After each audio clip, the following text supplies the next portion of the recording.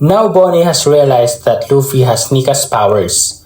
One of the crazy potentials of Toshi Toshinomi is that the owner of the Devil Fruit power can transform into their possible future form. In the past, Bonney used the form of Nika that she imagined to beat Alpha from CP8. Bonney has now seen Luffy's action at Egghead. Will Bonney use Nika's powers on Egghead too? Check out my theory. Bonney had used Nika-like powers to attack Saturn, but since she saw Nika's memory, Bonney started to think that Nika wasn't real. That's why her attack in chapter 1103 was weak. Then in chapter 1106, Bonney saw Nika's true strength. She finally realized that Luffy had Nika's powers. Vegapunk also confirmed this to Bonney. This could have a big impact. So will Bonney use Nika's powers on Egghead?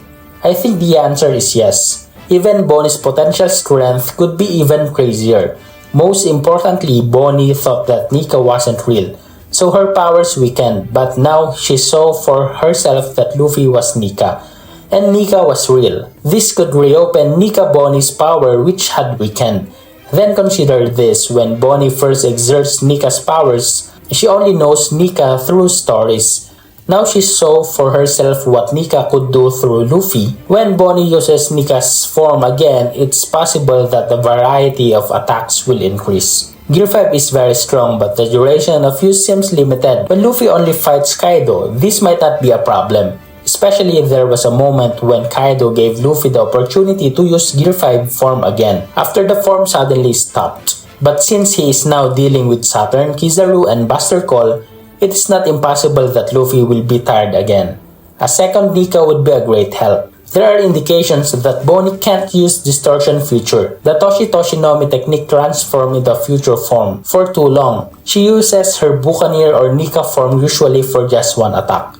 However, if Luffy has succeeded in weakening Kizaru or Saturn, one extra attack from Bonney could be the difference. Bonney especially is a character worthy of beating Saturn. Many of Kuma's, his, and his mother's difficulties occurred because of Saturn's experiments.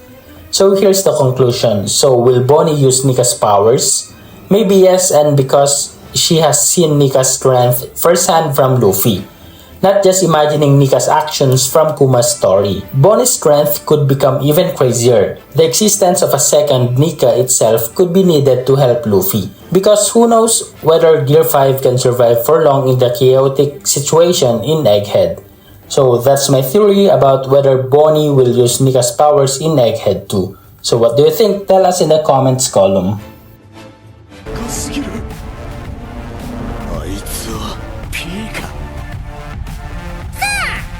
ファミリーに盾つく者たちは